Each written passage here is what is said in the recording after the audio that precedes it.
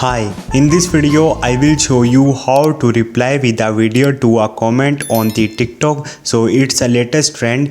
People are doing giving reply to their fans by recording a video. So if you want to do the same thing, simply follow this procedure. So first of all, open your TikTok mobile application. Once you will open the TikTok mobile application, click on the inbox, and from here you have to select the comment you want to give a reply in the video and select the comment.